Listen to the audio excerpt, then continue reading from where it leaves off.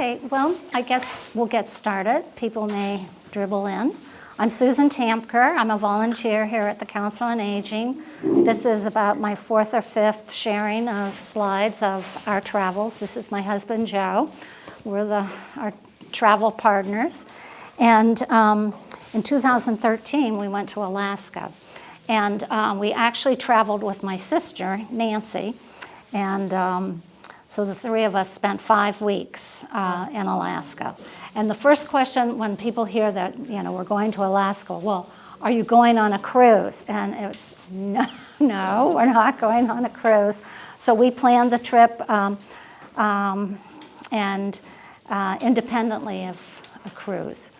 And so here we go. Two things that when you think of Alaska, you think of bears and mountains, and I never dreamed of icebergs, that we would be seeing so many icebergs, and I really fell in love with icebergs. So you're going to see a lot of icebergs in this. And then these beautiful Klingit robes or blankets, they call them button blankets or button robes. And we went to a lot of museums and saw a lot of the Klingit artwork, the totem poles, and so that's what we're going to be talking about here. And please, jump in, and if you want to add any of your experiences, please share with us, and anybody else. So who has been to Alaska? Oh, good. Okay. Let's see. Okay, just to orient you a little bit.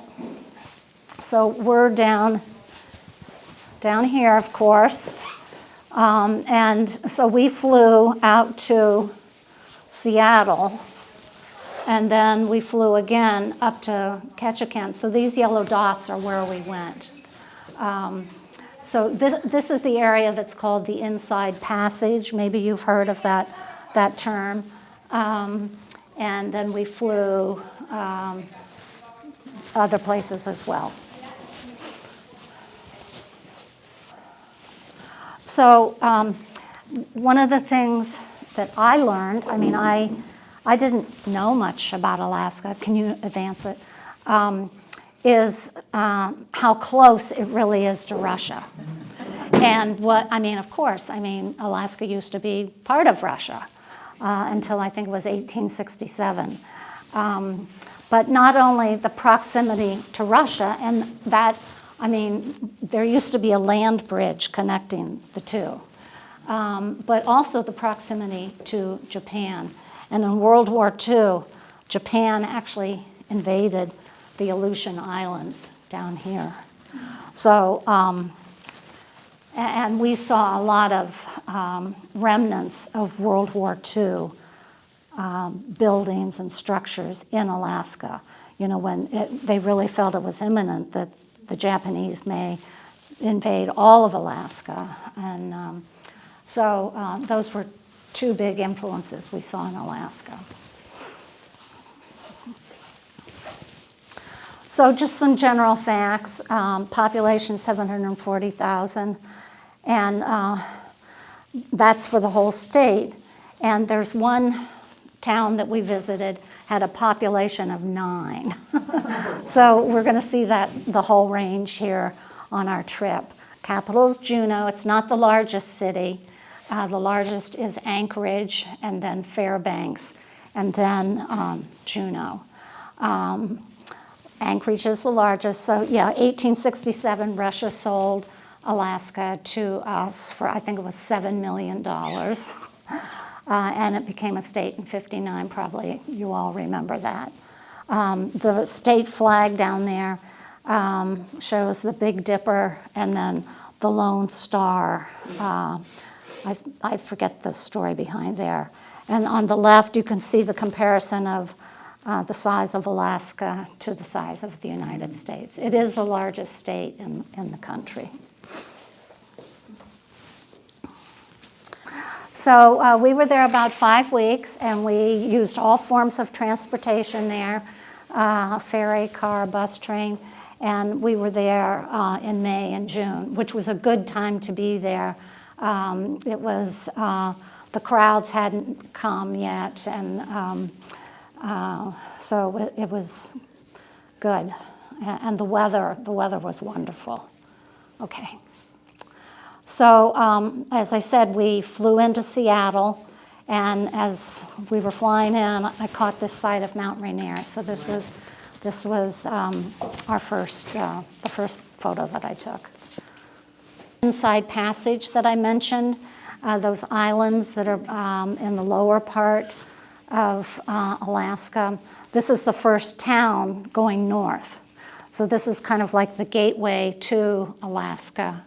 And it's also, the sign there says the salmon capital of the world.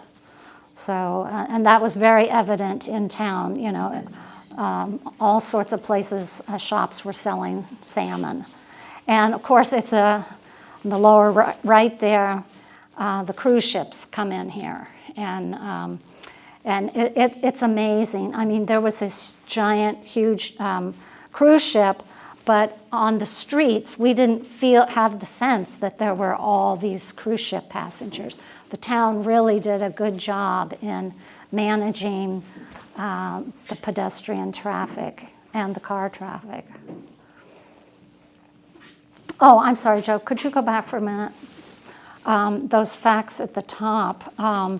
So Ketchikan has the highest zip code in the U.S. I mean, these are just little silly facts, and it has the world's largest collection of standing totem poles, which is very impressive, I think, and we saw a lot of them.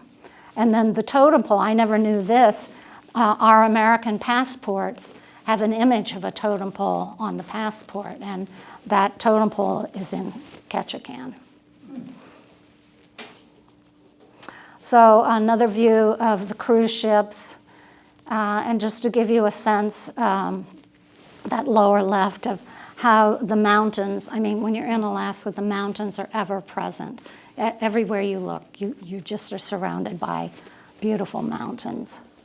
And also in Alaska, if you notice here on the right, this funicular is coming up this hillside. The towns in Alaska on the coast are built because the mountains are right there by the coast. The towns are they're built right up against the mountains. And so there are no roads from town to town. The way you get from town to town is by a float plane or flying. Well, that is flying, or ferry. But yeah, the towns are very small and pushed right up against the mountains. Okay. This is a statue that's outside of the tourist center, visitor center in Ketchikan. And these statues represent the founders. And so Tlingit chief, bush pilot, logger, miner, Tlingit drummer, fisherman, and pioneer woman. Yeah, float planes really are a way of life. That's how they get around. I mean, they're not tourist. I mean, of course, they do have tourist float planes as well, and we went up on one, but they are like taxis, almost. So this is the plane that we went up on. We went to the Misty Fjord Wilderness Monument, very much inland, and so it was a small plane that took us up. And the lady is our pilot. Yeah. She got her first lesson at 16. Her grandmother paid for it. And she named her plane after her grandmother. Oh, nice. Yeah. So just to give you an idea of the perspective, I mean, the scale in Alaska is unbelievable. Just so you can see that little yellow spot in the middle is another airplane. And of course, lots of waterfalls. And I loved this picture on the right to show you the ice on the water breaking up in the spring. So thought it was interesting, the almost concentric circles formed by the ice. And we did land on in Misty Fjord. So she just, put the plane down there on the beach, and then right off the beach where Joe's standing, that's what that area looked like. I mean, there was nothing there. It's all rainforest there. Yeah, the southern part of Alaska is temperate rainforest. And the northern part is, well, I don't know what that would be called, but yeah, okay.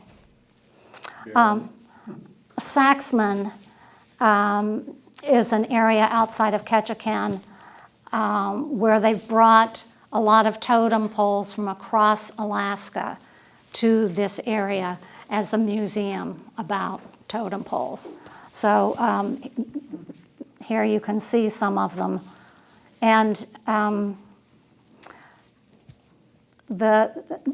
actually the previous slide were old totem poles. These are new ones. So these were carved recently, like in the past 10 or 15 years. But we also were lucky enough to go to a museum, maybe it was at Saxman, where we saw an old carving shed where they actually carve the totems. And this building was like a community gathering, like our town hall maybe, or and they would have different functions there in that building. But the decorations, that's just how they were decorated. This young woman is the great-great-granddaughter of one of the Tlingit chiefs, and she works at this museum now. And she was just really charming. We enjoyed talking with her. Pretty girl. Yeah, and my sister is on the left. So this is an old photograph of the men carving a totem pole. And this is probably around turn of the century or late 1800s. This is in a museum. And I love these photographs of the old villages. So on the left there, a very tall totem, and I think that totem we saw in an earlier photo. And then this one on the right showing just a typical village scene, but look at all the totems that are there. And this is a group of Tlingit men, and there you can see some of the button robes that they're wearing. And well, this is the same photo that was on the front page. Do they have a lot of buttons on them? Yes, all those little white circles are buttons. Oh, really? Yeah. Now, to give you an idea, this was a B&B that we stayed at. We stayed at B&Bs throughout. And this one, the Black Bear Inn. And on the right is a picture of the kitchen. It was an outdoor kitchen. And you can go to the next one. And so it was for cooking and eating outdoors. And you could also... it's big enough you could have like a party there. And we had earlier in the week, we had gone on a fishing boat. Well, actually the fishing boat was in The Deadliest Catch. I don't know if you're familiar with that TV program, but at any rate, it was a crab boat. And so we ended up buying crab off the boat, and that's what Joe's cooking up there for us. Crab legs. So you cook your own food? Yes. Well, they gave us permission to use the kitchen to cook the crab, to boil it up. Yeah. Then we had to go to our next stop, which was Wrangell, and we took the Alaska Marine Ferry, which goes on the Alaska Marine Highway. So it's basically their ferry system that goes throughout Alaska. It even goes out to the Aleutians, which we would love to do at some point. But the ferry, I mean, this is a picture from the ferry boat, and just going, and again, this is the Songus River, and everywhere you look, they're mountains.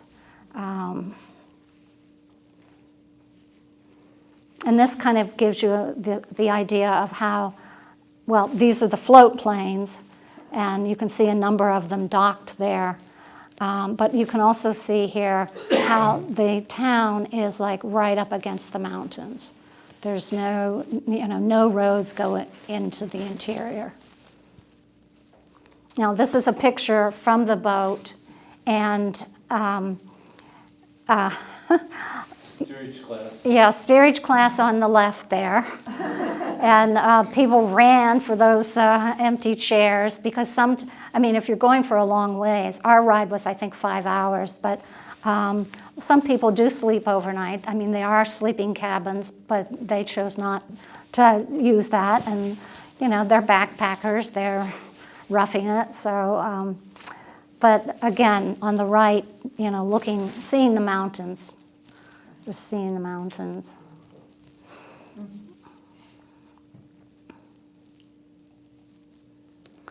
So then we arrived in Wrangell, and a population 1,200.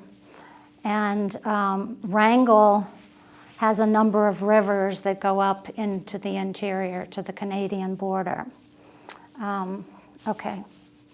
And where we stayed in Wrangell was this fisherman's and hunter's lodge. So, and it was family style eating and they did serve us food here. And so at dinner or at our meals, we'd be hearing stories from these men. I think my sister and I were the only women, talking about their bear hunt the previous day, or so hearing these bear hunting stories and fishing stories. And there you can see, well, that was our dinner one night. I mean, look at the size of those shrimp those are shrimp compared to a baked potato there on the right. It's like, oh my gosh, they were huge. Oh, my. Yeah. Yeah, here's the shrimp and here's the baked potato. Are they good? Oh my gosh, yes. In Wrangell, there are these petroglyphs, rock carving, in the boulders along the beach. So that was pretty amazing to see, and just to think how old these were. I don't know now how old they were, but very, very old. Yeah. One thing about these rivers is the banks are littered with driftwood. Yeah. It's stacked up everywhere. And the growing season there is short, but very intense. So the size of vegetables and flowers, and so to give you an idea, this dandelion plant. Wow. Yeah. In fact, I realized I put some brochures out here on the two tables. There's a brochure back there about the vegetable growing season and more about that. But yeah. Oh, and while I'm here, this is a book, Inside Passage, that my sister and I used to plan the trip. And we highly recommended this book, and I'll get to these later. So here we are, the icebergs, and I do have a couple of videos in here, so this is one of them, Joe. So if you move the cursor down to the lower left.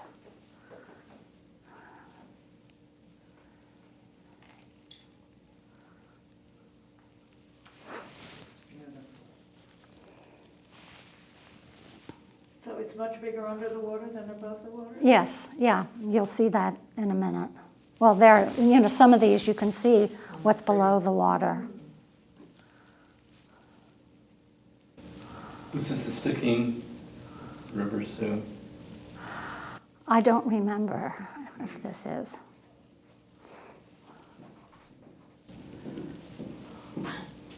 So all the boats there are aluminum boats, and most of them have jet engines, not props. And so they're fast movers, but of course in this ice field you can't go very fast. Can you go to the previous slide? And run that What's the one. blue object in the back of that picture? This, Um, in the upper corner there? Yeah. Yeah, That's an iceberg? that's an iceberg up here. That is part of the iceberg. Yeah. Yeah, So there's small ones like this, but then there are bigger ones and taller ones. the blue ice is a much older iceberg. It's been compacted and has all the air squeezed out of it. Oh, And so you can see the deep blue colors, and others are not. yeah. Can you run that video again? Oh, no, I'm sorry, the previous one. Yeah. So, I mean, That guy keeps jumping forward for some reason. so click, oh, here we go. So we're just traveling around the iceberg just to get a sense of what it looks like on all sides. But they're like snowflakes. Each one is different, due to the water erosion or whether they have rolled or not. Growlers. I call them growlers when they're rolling over. Okay. Mm-hmm. Did you see Okay. boats that were special to get through the ice? You can go to the next one, Joe. Well,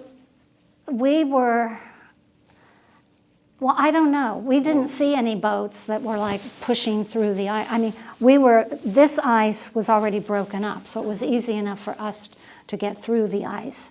And there, I think, Maggie, you asked about seeing underwater.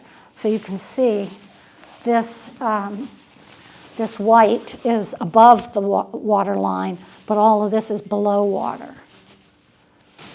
So these icebergs are about 10,000 years old. Wow. And we went up and chipped off a piece and ate it. Off the old ice. That second? Yeah, that shows you, what's underwater there. Yeah. Wow. I wonder if you went back today, whether they'd still be there. Could be more, well, I don't know. I don't know the effect of global warming. So now this shows you a glacier. So this is the glacier that's coming down. And when we were there, it was calving. So part of the snow or the ice was breaking off the glacier and falling into the water. So, The glacier's about 2 miles away. yeah. Wow. Yeah, 2 miles away. Big. That's the safety zone. In case a big piece breaks off, you get a tsunami. Oh, yeah, well, that's what I meant. Yes, yes, yes, Wow. yeah. That's a pretty picture. Gorgeous. This was a little island that we went to, Petersburg, Sons of Norway Hall. And on the left, you can see the tide is out. And the tide in Alaska is huge. The tidal difference, like here in New England, the tidal difference is maybe a couple of feet. But up here, it's like 10, 20, 30 feet. I mean, so that brown that's in the foreground there is like kelp and, weed that's exposed only at low tide.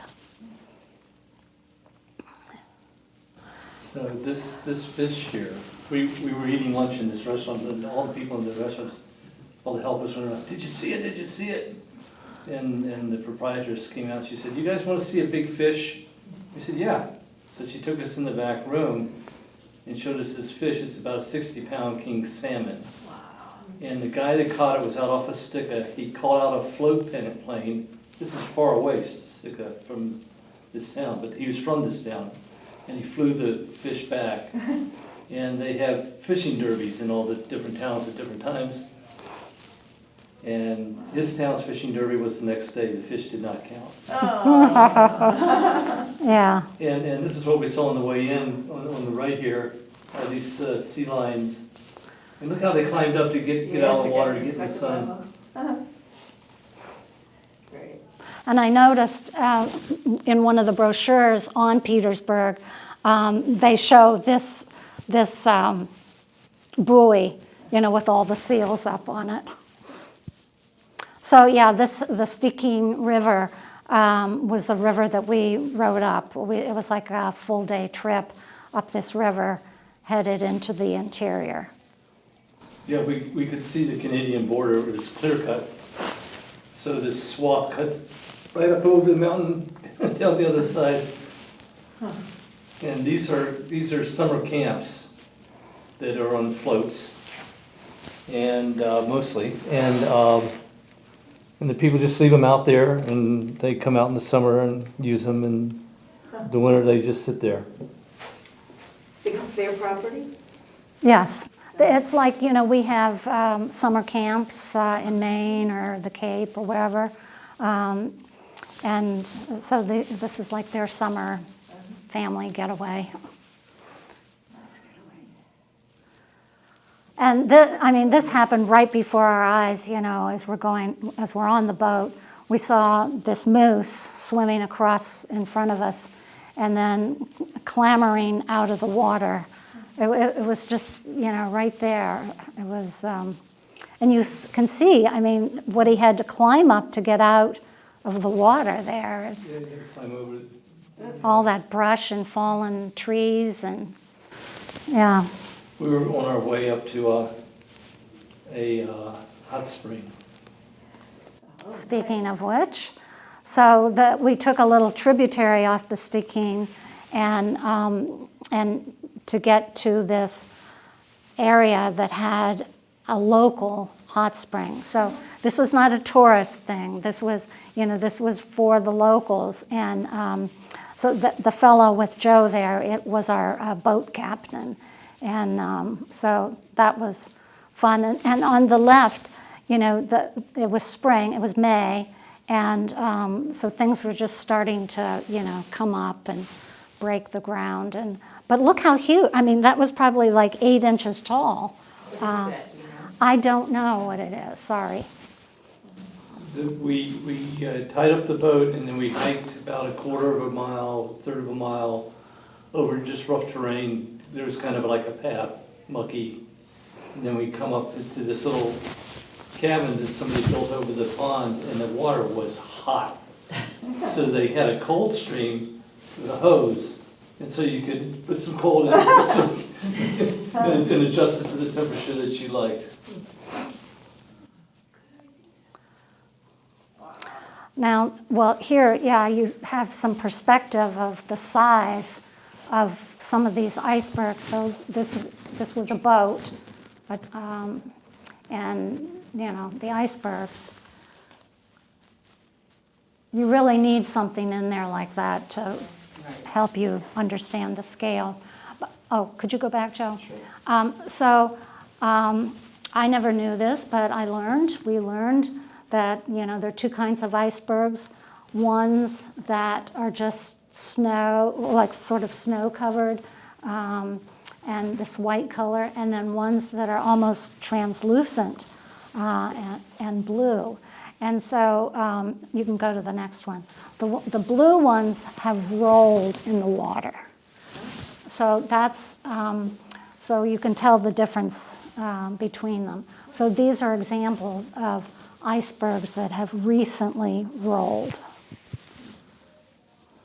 But again, to me, it's like, it's artwork. It's just so captivating. Oh, now we went to Juneau, and this was the governor's mansion. Very unassuming, Of course, it's the biggest and, really beautiful for Alaska, but, at any rate, it was there. And Juneau, population 32,000. Beautiful totem pole. Then we went to Haines, and Haines is like the gateway to where the gold fields were, the gold miners. And Haines is a gem of a city. And I read recently that it's a very popular place to live. Has good weather and lots of things to do. It has a good vibe. And actually, I worked with this young man to help plan the trip. Plan the trip, and he lived here and actually invited us to his home for a dinner. But at any rate, in Haines, we went to this wildlife center, and they have all this different wildlife, and film companies use this wildlife center for animals for their film projects. So, yeah. And Joe, why don't you show just a little bit of the video on the right?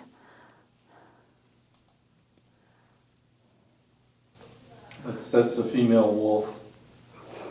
She's about 6 feet long, I think.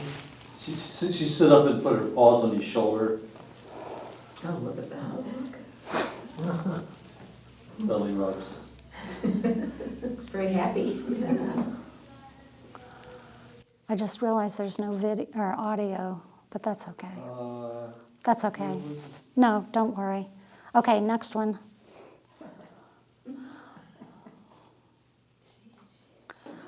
So I thought this was funny there at the Wildlife Center, their wild kitchen, so all the different animal skulls and the menu, salmon, squirrel, rabbit, moose.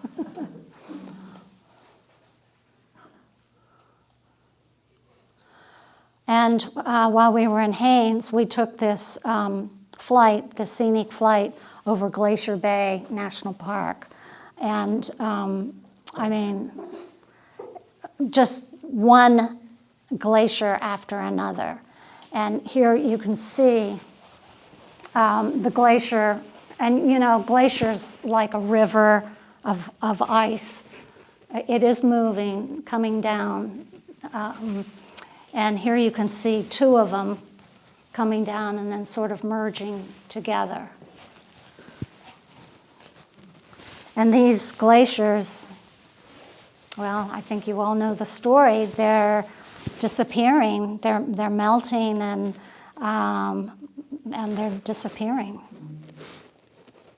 So again, the glacier coming down, and a lot of the glaciers will have a lake at the bottom where the melt, the glacial melt is. And you can see that clearly here. But probably, you know, originally the glacier would come all the way down here. So it's retreated that much. And while we were on this trip, we landed on a glacier. Plane had skis on it. That was a little uncomfortable for me. Yeah, short takeoff and landing. He taxied up to the top of the hill when we were leaving, and we flew, and it was like a downhill and then a drop off. It took off.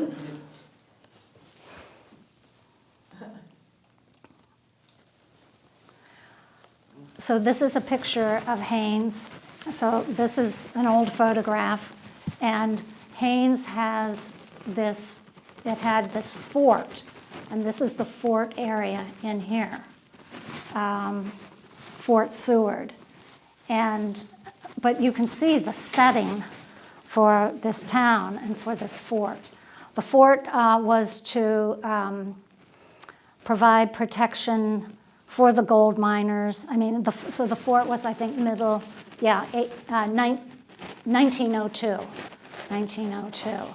And this was actually a photograph that was in the B&B where we stayed. And this is part of the fort, and this is the military housing. And this row of houses here, these white houses, was the officers' quarters. And that's where we stayed. And that's where we stayed. So we stayed in this house right here.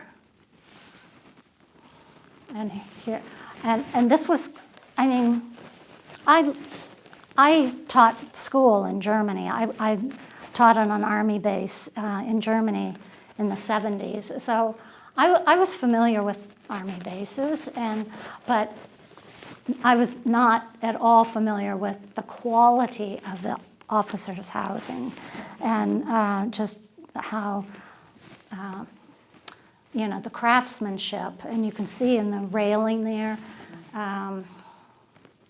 very nice. So yeah, we stayed. I think it was like it was half of this. Yeah, these are duplexes. This side has been turned into condos, and this was like a B&B. Oh, this was a riot. This was a tiny little museum. It was about the size of this room. But it was all things hammers. And this was just a girl that worked there. But you can see here in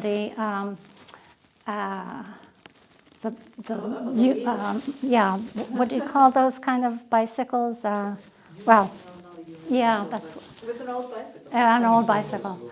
But you can see the spokes are hammers. I was in heaven. Yeah, You were. yeah. Any new hammers you hadn't seen before?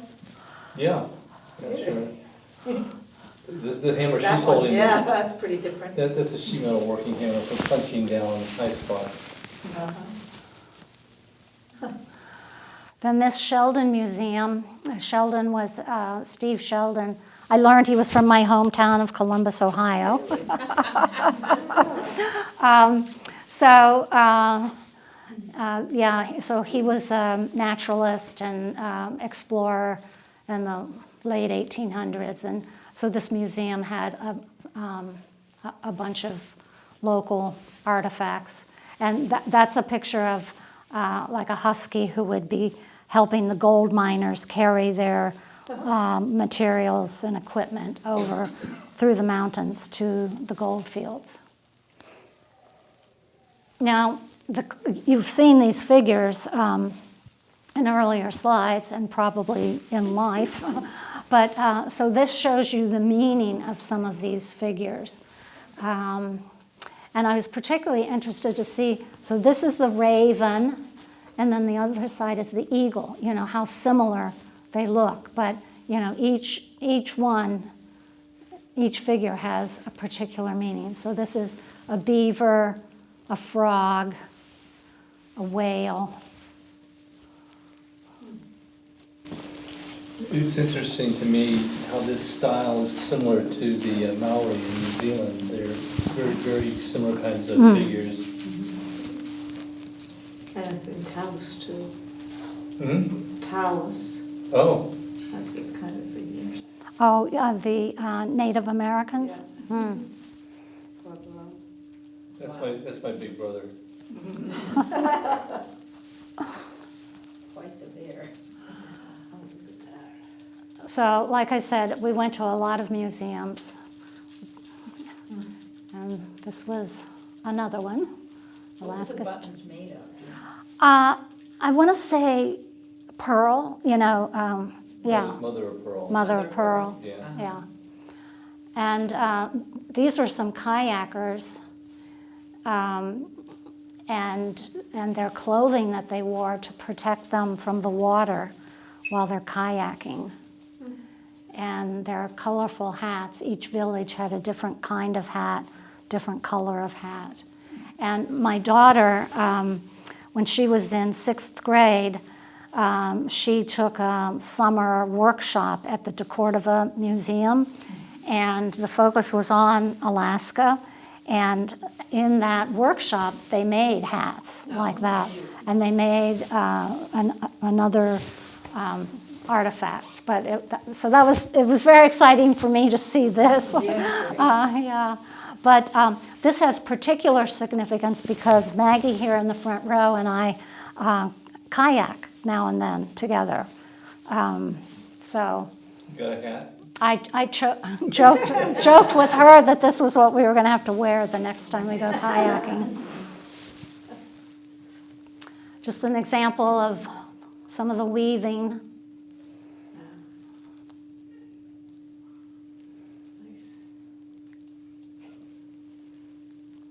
Another fjord and glacier. And we saw this one calving too. Calving, So CALV, as in calf, calving, having a baby, I don't know, calving. Yeah. So then we ended up going on a sailboat for 10 days. So, and here we are. So the slides you've seen so far, we started here in Ketchikan, and we went up to Wrangell, to Juneau, to Haines. And then we went back to Juneau, and that's where we boarded the sailboat. And we just went through these islands and ended up, I think, down Sitka. I don't see it. Oh, here, Sitka. This is Sitka. So this was, it was a 60-foot sailboat. It was the first time, it was the first season that this young couple were owners of the boat. He was a naturalist with the Alaska, I don't know, National Forest or something. And, but at any rate, it was just the four of us. So the two of us and my sister. And then there was this young man who his parents gave him this trip as a, I think, college graduation present. So we were the four passengers and then the husband and wife owners. And as I mentioned earlier, the tides.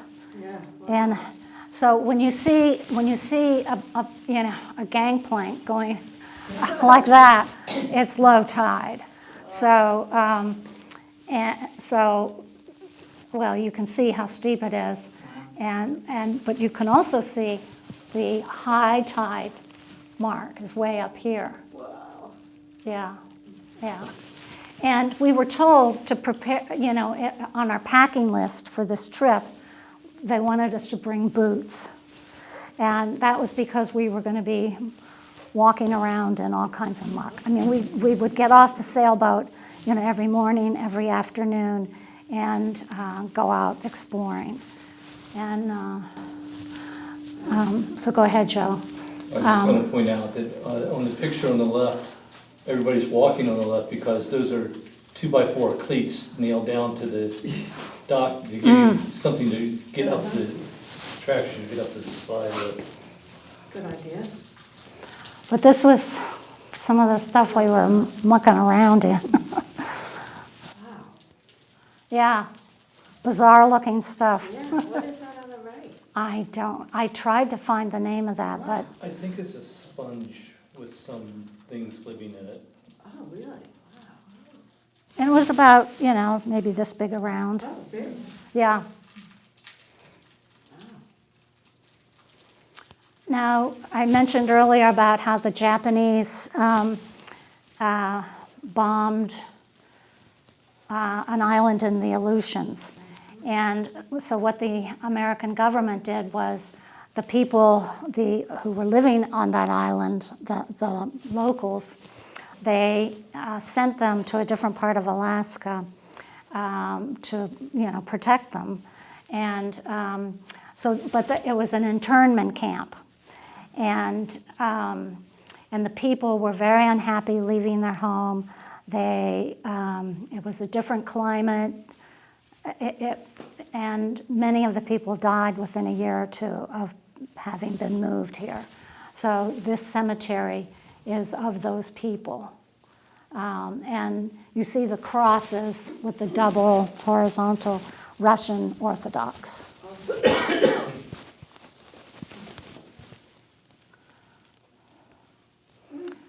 So, we did fishing every chance we had.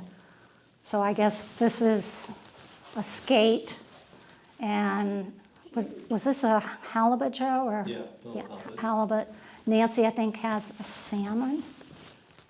I'm not sure. I know she caught a big salmon. She's got a halibut too. And then the shrimp. So Like when one we, meal. so when we were going into anchor up for the evening, a lot of times the skipper would throw out a trap, a big, like a lobster trap, except Yeah. it's a fish trap. And one time he caught a whole bunch of shrimp. Another time he caught these crabs that were like huge Dungeness crabs. Oh, And so we had crab for a couple days. So this was one of the fishing villages that we went into, Tenakee Springs, and this was the main road, and it was actually the only road there, population 121. But we had so much fun in this little town. This was the general store, which looks like many of our general stores here in New England. And the next slide. But here's something we don't have in New England. Next. The necessities. So there was a bathhouse. So this was, what people, where they would go to take a bath. And there were hours for men and hours for women. It was not co-ed. But it was basic. Another hot spring. Yeah, it was a hot spring that came up, and then there was like this cement rectangle around it. And you'd sit on the edge and bathe. And then that is the privy. Here's, Goes into the water? oh, I'm sorry? Goes straight into the water? Yes, Gives meaning to long drop. Yeah. a long drop toilet. So, yeah.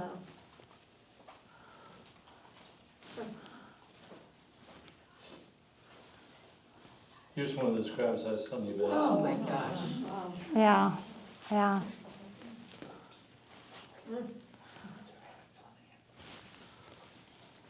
Yeah, and I mean, we caught so many crabs, and we had crab, well, like it says, breakfast, lunch, and dinner.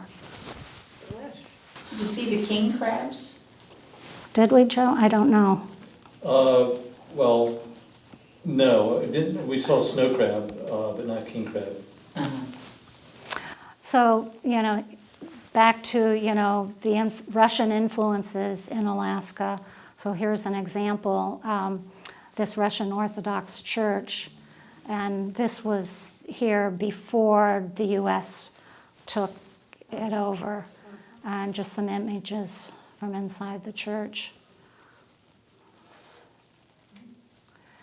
Then we flew Juneau to Anchorage, but before I got on the right, that was our luggage. What a mistake that was. Boy, have we learned since then. But that was the luggage for 3 of us. For, we were gone 6 or 7 weeks. Nancy was gone 5 weeks. So, we're much smarter today, sort of.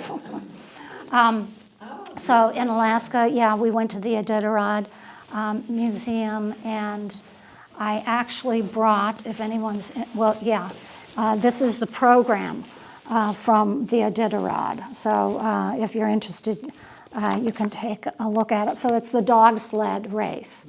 And it's a reminder, or it's based on, there was a village of in Alaska that had some sort of, I don't remember what the disease was, but an epidemic, and they had to get the medicine to the village. And so what they did was they had these dog sleds deliver the medicine to the village, and that evolved into the Iditarod dog sled race. And the dog sleds, the dogs, were really prevalent in Alaska. People would keep a bunch of dogs and their dog houses. So The dogs were all kept on about, 8-10 foot chains chained to the house. They feed them salmon that they smoke during the summer. They cook in a 55-gallon drum. These people have 20, 30 dogs, Yeah. and they cook it up and feed them every day. And Okay.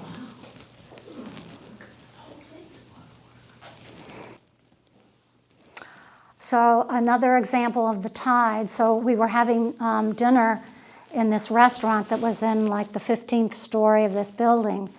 So this is Anchorage, looking out into the bay. And here you can, you can see this is 6 p.m. and an hour later. But here's the tide, low tide. The tide is going out, and there it's gone out even more. You can see the water. And yeah, the best read book in Ketchikan Bay, the tide tables. I mean, you really have to be aware of the tides. Homer is down on the Kenai Peninsula and halibut fishing capital. And, people camped. This was on the beach in Homer, but there's a lot of free camping. I mean, just people camp anywhere. And that was an example of it. Exit Glacier is on the Kenai again. And I just read there was a climate change conference in Anchorage when Obama was president, and he really wanted to come visit this glacier, which he did, and then he referred to it and had pictures of it during his speech at the conference. But this glacier, it's part of the Harding ice field that covers most of that peninsula. But again, this glacier would have come, much further down, but so it's receding. And here it shows how much it's receded over the various years. And I read that in 2016, it receded 300 feet in a year. Wow. Yeah. And this shows, there at the Exit Glacier, they have these markers like this, showing how much it's receded. This was actually in Whittier. We were looking out our B&B. Actually, we stayed in a hotel there, and there was this giant cruise ship right outside our window. Whittier was built by the Army in World War II. They have a huge high-rise building, and now the entire town population lives in this one building. Oh. Yeah. The Army selected Whittier because it has bad weather so much of the time, and they thought that would keep the base secret from the Japanese for a longer time. And the Japanese would have trouble flying through the weather to attack them if they wanted to. And there's a tunnel that goes through the mountain out to Whittier. It's one of these one-way tunnels. You gotta wait till it comes out the other way, and then you can go in. Wow. So then we took the bus up from Anchorage up to Denali. And Denali, it's a national park, and it's very regulated getting in. So, and there are buses that will take you through the single road, dirt road, and the road is 90 miles long. So you can, so there are various different buses that take you, different places. But we were staying all the way at the end. We were staying at a lodge for like a couple of nights. And Denali was really something. Notably, well, first of all, we saw Denali from Anchorage, which is almost unheard of. And for the 4 days we were around there, it was absolutely clear. And we talked to people who have been to Alaska before, And they went to Denali and said, we never saw the mountain because of the clouds. And so we were very lucky. So is that Mount McKinley, the white? So McKinley is the European name, I mean the name that Americans gave to it, but the native American name for the mountain was Denali. So Denali's the original name. It's McKinley and Denali are the same. Oh, I see. And that's way in the distance, that's white. It's white, right? Yes. Yes. Yes, sorry. That's about a 3-day transit by foot. They used to come to this area and then they transit across. There's a river here. It was a 3-day hike to get to the foothills back in the day when they first started. In fact, I still think there is an overland hike. You can't approach it by road, I don't think. And the camp that we stayed in, it was outhouse for every cabin, and every outhouse had the door with a heart cut in it, and facing Denali. So all the outhouses were oriented differently, but they all had the view of Denali through the heart in the door.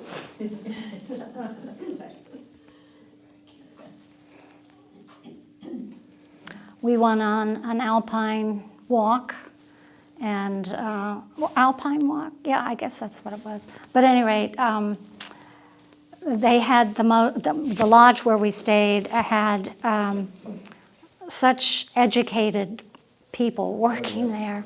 So the people who drove the bus, when we got on the bus to go to the lodge, a 9-hour ride, the person driving our bus was a college professor who had a degree in anthropology, or they were mainly educators, and so smart about the environment there, and educating us. So and then they would lead these walks there, and everything. There was something for not very active people, middle, advanced. And so this was one of the walks that we did, this alpine, tundra, that's right, it was tundra. And the tundra is interesting to walk on. It's so intergrown, but it's like walking on a huge sponge. Yeah. This was a reflection pond. I mean, that is what it looks like, yeah.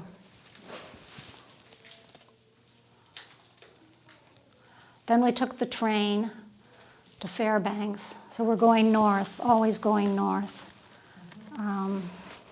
And Fairbanks, and these were some places that we're going to be stopping. And you'll see the slides, Yukon River, the Arctic Circle, and then Wiseman. Wiseman was the most north that we went. And if we had continued up, we would have been in Prudhoe Bay, where the pipeline begins. So, speaking of the pipeline, so it goes from Prudhoe Bay down here to Valdez, and you may remember the Exxon Valdez that spilled oil. So that was down here. And this contraption down in the lower right corner is called a pig, and they put it through the pipeline to clean the pipeline. It scrapes off the walls of the sludge. Wow. And they send these pigs down every now and then to clean them out. so the road that we drove north of Fairbanks, it paralleled the pipeline, so we would often see, we constantly see, All the time, yeah, the pipeline. And we did cross the Arctic Circle. So this is like if you've got the Earth and you're looking down at the North Pole, so the North Pole would be right here. And so the Arctic Circle is this dotted line that goes around. So here's Alaska. Here's Russia, so you can see how much of Russia is above the Arctic Circle. Norway is over here. I crossed the Arctic Circle in Norway. Greenland. But at any rate, the Arctic Circle. And when you cross the Arctic Circle there, you get this little certificate, saying Joseph crossed on June 18th, 2013, in the land of the midnight sun. But this was a look at the road, and when trucks passed each other, the dust, oh my God, the dust, and you can see our car with all the dust. And I'm sorry, it is a little after 2 if anybody has to leave, but there are only a couple more slides, I believe. So this, yes. We raised it to 12. This was, I had read a book that was about this town. And it was a thriving town at one point. But it was really fun to have read this book, and then we stayed right here. This camp was owned by a German couple, and they've been living there for 20 years now or something. And they subside. They got a pen with like 100 chickens in it, and they got a couple pigs going out that won't last through the fall. And 200-mile drive to the nearest grocery store. Yeah. And so I think they had 3 boys, and they had these racks of moose all over the place. I mean, they had lots of racks just all over. And when she served us breakfast, and when I was asking her, I said, "So, how many moose do you use?" And he says, "Well, usually, when the boys were here, it'd be about 3 or 4, but now we're down to 2. And the boys are gone." So they go out and they hunt the moose and freeze it and subsist on that all winter. I had moose stew once, and I didn't know I was eating it, and I just thought it was beef stew. So I was in Canada, and somebody says, "How'd you like the stew?" And I said, "Oh my God, it was delicious." Well, that was moose, Elaine. I went, "What?" Because I was younger. I couldn't believe it. But it was very tasty. So here's the Yukon River. As you can see, very, very wide river. One spot. Yeah. And then this was just a little information center. But boy, it was bear-proof. The windows, had these intricate latching, locks on the windows to keep the bears out. And on the left one, you can see the pipeline in the back, running in the back there. So, Fairbanks is the midnight sun, and we were there. This was taken at midnight. Wow. Yeah, so you can see the sun, not setting, but and they have the banner there says Midnight Sun Festival, June 23rd. So that. From there, we took the train. We flew from Fairbanks to the Canadian Rockies. We're not going to show those slides, but that's where we went next. My sister went on home. But yeah. Now the next slide is a little pitch for the next Armchair Travel. So Linda Gilberti, here in the center of the room, is going to be sharing her slides of India, and then also in January of Antarctica. So if you are interested, come back then. You'll find the sign-up information in the newsletter. And so, any questions? Great. Okay, well, good. Thank you. Thank you. Thank you.